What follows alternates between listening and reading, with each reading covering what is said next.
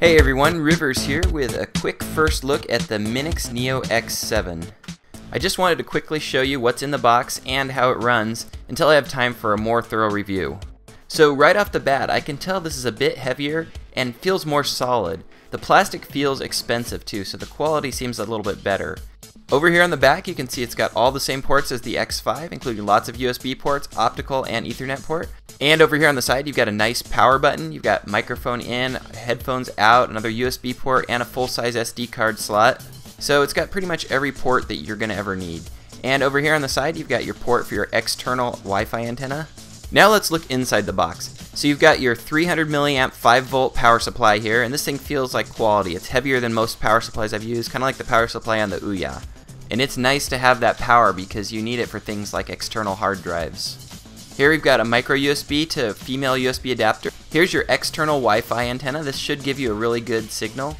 Here I've attached it on the side, and you can move it so if it's got under shelves and things like that, it won't get in the way. Also included is a nice little RF remote. This is the same one that comes with the X5 Mini. And here you've got a USB to USB Mini cable. This is for your OTG port, so it's a little bit longer connector there. And you've got a full-size to full-size HDMI cable also included.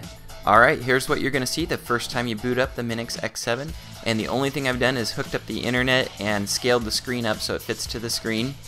Okay, now let's take a look at the settings. And you can see Wi-Fi here. You can see a lot more networks than I normally see on Android Mini PCs, so I think this thing gets a good signal. Bluetooth should be fully working. It's got the Ethernet button, which is nice to have. Some don't have it, but still connected to Ethernet. Actually, portable hotspot on here should be working. I'm going to test that later, but I think it actually does work on this device. And this is a nice option in display. You can choose your default launcher, so if you kind of get locked out of the launcher you want, you can quickly come over here and switch back over. So here's the launcher for the remote, and then here's the regular desktop launcher back in that we use a mouse. So out of the box, I know this is running a 720p kernel. I've got it set to output at 1080p, and I think it looks really good. I know that a 1080p kernel is actually available right now, and I'll put a link to it in the video description down below. And now onto storage. So you can see here we've got a good 4 gigs of app storage, which is the way to go, and then we've got another 10 gigs for data storage. So 16 gigs of storage total. It's awesome.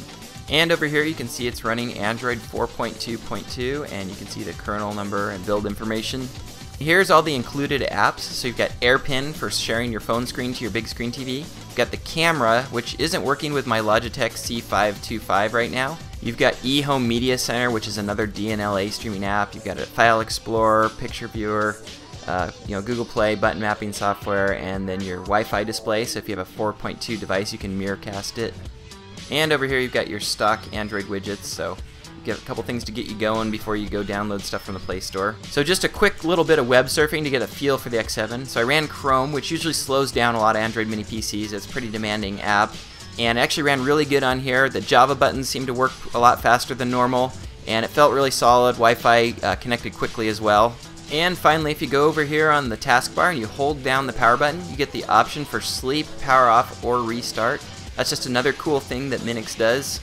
Okay, that's been a quick first look at the Minix Neo X7. I'll put a link to the full review in the video description just as soon as it comes out. Also, I'll put a link to the latest firmware update and where you can get the Neo X7 in the video description down below. And remember, this is River's First Look, where you'll get quick updates on the latest hardware and news. Thanks for watching and have a great day.